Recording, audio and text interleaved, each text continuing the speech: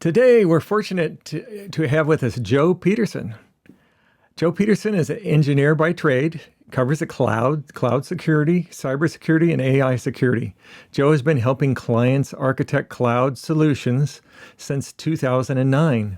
Her expertise in cloud and security is continually being honed by the customer-facing work that she and her team does with enterprise CIOs and CISOs, focused on strategy as well as practical insights around the cloud security, and cybersecurity. Joe is followed by an audience of almost 100,000 across Twitter, LinkedIn, and YouTube. Joe holds multiple tech secure certs.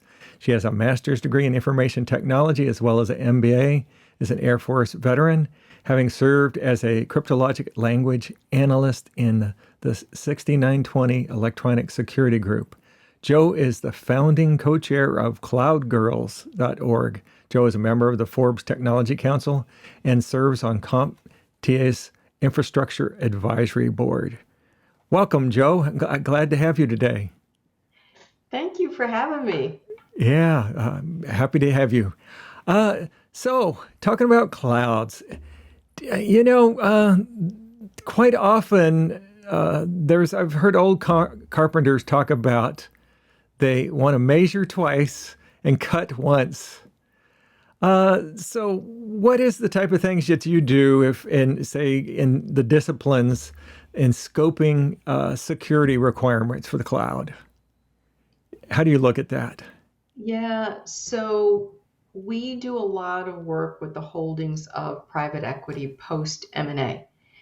So the really cool thing about that is we never know what the private equity company is going to buy as it relates to vertical. So we don't necessarily have vertical specificity, but what we do end up doing is getting into a company that oftentimes, the people are working really hard, but they haven't been given a lot of attention as it relates to their IT budget or their security budget. So it's exciting to be able to get in there and work with them and help them maybe make their day a little bit easier. That's rewarding. Yeah. So as far as requirements, do you like governance and compliance and legal and risk management and all those and controls and that sort of thing? How do you look at that? If I think about it in the context of the people that we're working with, the first things that we sort of look at are, do you have some of the basics in place, right? And the basics vary, of course, as you know, by vertical. Sure. So, it's easier if you don't have a lot of regulatory constraints in some ways. Gets a little bit harder if you do. So we try to sort of baseline what the client has and then think about, where there are things that are absolutely going to get them in trouble. So we try to create some sort of risk scoring, as it were. Not super formal as that, but that's what it ends up being. Sure. Yeah. So you had talked about having there's 4 must-haves or table stake tools measures that need to be in place. What are those? Oh, so I think, we're getting a lot of questions right now around AI security and how it relates to, putting an AI system in place and what that organization needs to think about, right? If they're going to be doing that. And so if we're looking at sort of AI security in particular, and I know you and I were talking a little bit before we got on camera, what ends up happening is there's a strategy sometimes in place, but maybe the security folks aren't involved necessarily in the strategy. And then by the time the security people, there's some sort of date when the executives want to get it done. And they involve the security people, but maybe it's a little bit late in the game, and the security people don't necessarily have time to do everything that they would normally do to make sure that everything looks great before it goes live, right? Hmm. So the thing that I want to say first is get your security people. We were laughing about that a little bit earlier, Yes. right? Get your Yes. security people involved earlier. I know that you were sharing that, Yeah. you've gotten involved in some projects early, and that's sort of made the difference Oh, in yeah. the outcomes, right? Sure. Fair to say? Oh, Yeah. absolutely. Yeah. No Yeah. doubt. So I think if you were just kind of looking at this holistically, there's a few things that you have to make sure you have in place. You have to make sure that you have something called endpoint security. Of course, all the Mm. security people here are going to know what that is, but maybe if you're not a security person, you need to think about things like antivirus software and firewalls that can protect that AI and Mm. that data that's part of AI from unauthorized access. I think you need to think about whether or not the way that data is passing back and forth is secure. So, do you have Mm. encryption in place? Do you have virtual private network? Do you have zero trust network access in place for the transit of that data between the AI systems and the endpoints? So the places they're going in between. Do you have data encryption? Right? Is the data encrypted from unauthorized access at rest and in transit? And then do Mhm. you have vulnerability management? And that sometimes gets overlooked. But what I Mhm. mean by that is, are you regularly doing assessments? Are you regularly doing things like pen testing? So you Mhm. can identify and remediate vulnerabilities in the AI systems and the data. Mhm. Oh, yeah, absolutely. Sounds good. One of the things that I was thinking about is a lot of the ransomware folks are stealing data that might have encryption, and it might be a lower level encryption. But at this time, some of the systems that are out there available, especially in the cloud, that are very powerful, are able to break a lot of the encryption that's going on now. So it Yeah, seems like a lot of people need to start looking at a stronger levels of encryption, not only at rest, but when the data is flowing too. But it's anyway interesting that's really good. thing that's That's going good. on. I know Yep. that in LastPass, I think that was an issue where they said, "Oh, don't worry, even though we stole all this data, everything will be fine." And all of a sudden, they found out that some of those password modules or whatever you want to call them that were stolen were later decrypted, and a lot of Yep. cryptocurrency disappeared, unfortunately.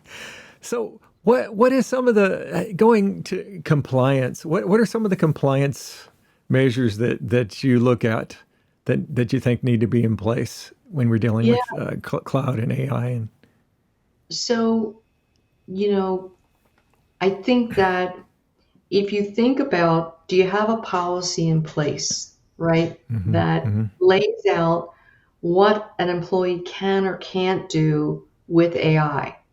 hmm That's pretty important. And then the other thing to think about is, do you not only have a policy in place, but do you have a way of enforcing that policy? uh, You and I were just chatting before we got on camera about a design firm that I work with that they're an architecture firm and they're worried about data exfiltration. So they've got a policy in place hmm and they can check whether or not the data is being exfiltrated from someone's computer, but they don't have a way to check whether or not it's being exfiltrated from a SharePoint mm, environment, right? yeah, And sure. remember that the data that you're dealing with in AI is not just text based. So there's hmm pictures involved sometimes, right? So if you're a firm that part of your IP capital or your IP collateral is, design, right? CAD Sure, design sure. or any other kind of design that's part of, your crown jewels, you want to make sure that not only do you have that policy in place, but a way to ensure that that data is not just going to move away from you because that's your Sure. bread and butter for your business, right? And then just like that, if you are in a heavily regulated industry, where things like HIPAA might apply to you, you Mhm. have to really think about it's an extra layer of being, worried and careful, right? The Mhm. patient data is not going to leave. If you have to do auditing and reporting, you have to think about ways that you can maintain those audit trails if you are in fact using AI. So those are some Sure, extra considerations. sure, absolutely. And that's good when you're talking about graphics and that sort of thing. I think that's something only people started thinking about in just recent times. So it's a That's good right. point that you brought up. So how many customers are worried about data protection, and what should they be looking at? Well, they should be looking at a couple things: classification and access control. You know, and I know that we always think about access control as it relates to data that we're maybe more comfortable classifying than AI data. Hmm. So, this is a learning experience for a lot of people. How are you going to classify and restrict AI based data? How are you Sure. going to make sure that only authorized personnel are getting it, right? And then we Hmm. talked about encryption a little bit. How are Sure. you encrypting that data if it's going to go between point A and point B? Something that maybe you haven't thought about is retention and disposal of Sure. that data. So, how long are you going to retain it? Like, the law always takes a while to catch up with technology. So we have retention policies for data that we're all used to using in many cases, right?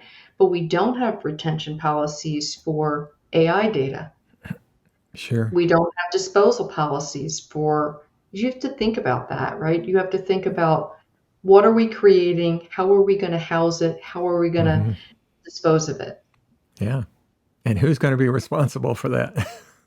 Right. Is it going Whose to be? name is on Is that? it? Is it somebody that's data responsibility, or somebody has the AI responsibility, or is there going to be a new hybrid person that That's, does that? are we going to blame the poor CISO again? Exactly. And it's like, wait a minute, this is not my data.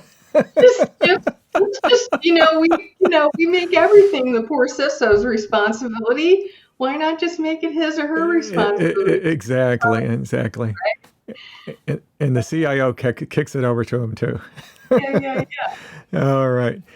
Well, if an organization is deploying some sort of GPT, what kind of data governance are you looking at there? What are you thinking about? Well, so a lot of the stuff we talked about, right? How's it Yeah. used? Um, how's it collected? Where is it stored? How's it disposed of? Um, all those things that you need to, the classification, the retention, the access, the privacy, all the things that we talked about before. Those are Hmm. all things that you've got to sort of pay special attention to. And you make a really good point. Who is it that's responsible for that stuff? It's great to use the technology. It's great to maybe differentiate yourself and your business. It's great to do things that are going to make the experiences that you provide or the services that you provide for your customers even more awesome. But you have to really think about these other things um, in order to make it a success, because you can roll something out and have something go really sideways, and then undo all the things that you wanted to do, right? If you're not Hmm. taking customers' data seriously, if you don't have plans for how that's going to look. Sure. Sounds good. So ultimately, it sounds like in the old carpenter saying, "Measure twice and cut once," has a lot to do with with the way the cloud and AI and security is working. So you do a lot of pre-planning in advance, then, huh? Rather rather Yeah, than uh, that's right. rather than crash and burn. Yeah, well, that's probably not a bad thing. And this is evolving so quickly, and it's great that Hmm. we're talking about it because we're all sort of learning together. Sure. Oh, yeah. about what to think about and what to plan. And my hope is that, you know, the security folks that are seeing this are going to know all this stuff, but I'm hoping that maybe this has a broader reach to some other folks that aren't security folks by nature, and it gives them a little bit to think about or helps them in their planning. Sure. Sounds good. So, if there was anything that you wanted to say, is there a sentence or a paragraph or that you would you want to say to sort of wrap this whole thing up in a nice, neat little package?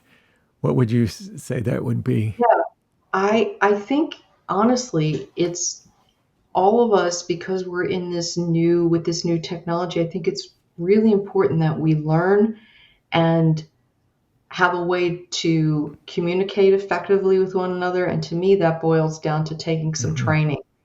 Hmm. So I'm in the middle of taking a series of AI fundamentals courses, and I Oh, yeah. would suggest that for anyone because Okay. that gives us a common language. Yeah. Do you remember what that course is, or if you have it, or if you don't know, it's okay if you don't Yeah, remember. I'm going to give the one I just finished last week. I'm going to shout out to my friends at IBM, was the IBM AI Fundamentals, Oh, okay. and Good. they have a portal where you can go in and sign up for not only an AI fundamentals class, but it's free. Oh, There's some other great. classes. Well, they offer it in 20 different languages. It's their Skillsoft portal. Oh, wow. So I'd encourage Well, anyone to yeah. just sign up Okay. and Well, we take a can get that class. link, and we'll add it in the comments session later on Okay. after we post Yeah. this. All right. Yeah. Joe, thank you so much. It's been a pleasure, and you've covered a lot of great things that I think are going to be helpful to a lot of folks. So, thanks again. Take care, and we're looking to talking to you more soon. Thanks for having me.